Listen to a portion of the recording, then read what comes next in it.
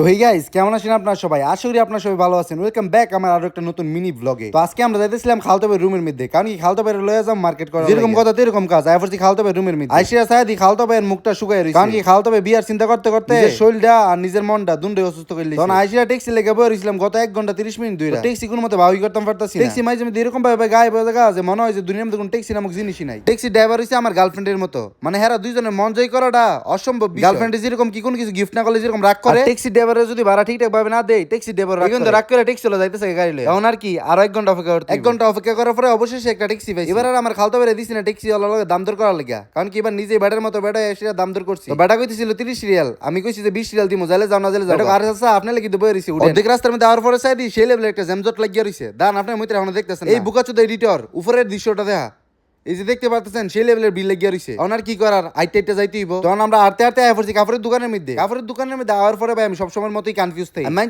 গিয়ে কাপড় কিনতাম গেলে আমি নিজে কাপড় পছন্দ করে কিনা লই। আমার খালতো ভাই 1 ঘন্টা ঘোরাঘুরির পরে একটা কাপড় পছন্দ করছিল, যেটা দাম নাকি 100 রিয়াল। আমার খালতো ভাই কইতাছে যে ভাই 40 রিয়াল দিমু, দিলে দেন না দিলে না দেন। দোকানদার কইতাছে ওই যে সামনে দেখছেন দরজাটা, এটা খুলে সিরা যাওগা, আর দ্বিতীয়বার দোকানে দিকছাও না। তো হেন থেকে আমরা অসম্মানিত হয়ে সিরা অনাইছে আরেক দোকানের মধ্যে। আমি খালতো ভাই কইতেছি দেখ রে আর কোনো গুতাগুতি করিস না, কাপড় কিনার আছে হেন থেকে কিনা লইয়া দেখিয়া। তো দোকানের মধ্যে আসে দিয়ে আমার খালতো ভাই একটা করে অনেকটি কাপড় বাইর করে লইছে। আমার মনে হইতাছে যে খালতো ভাই একটা কাপড় পছন্দ হইতাছে না। আমার খালতো ভাই ফ্যান কিনবো 2টা, কিন্তু বাইর করছে না হইলো 20-30টার উপর হইব। আমি এটা দেখে মনে মনে চিন্তা করতেছি আরে পাগলা, যদি এন থেকে একটা ফ্যানও পছন্দ করে না কিনতে পারো, দোকানদারওয়ালা কিন্তু ফাজনুল্লাহ দূরাইব। তো সায়াদি অবশেষে খালতো ভাই একটা ফ্যান পছন্দ হইছে। এমন যে এত রঙের গবেষক থাকতে পারে আমি জীবনে কল্পনা করি নাই। ফ্যান কিনছে একজন, কিন্তু আরেকজন টাইনা টাইনা দেখতেছে যে নিচের জায়গাটা লুজ নেই। এবারে টানটানে দিকে আমি মনে মনে চিন্তা করতেছি যে কাপড়ের বদলে যদি অন্য কোনো জায়গার মধ্যে টান দেয় তাহলে আমার খালতো ভাইয়ের বংশের বাতি নিব্বা দেবো। আরে বুকাচ্চোদা, আজকের মিনি ব্লগটা এতটুকু পর্যন্তই। ভালো থাকিস, দেখা হবে আর একটা নতুন মিনি ব্লগে।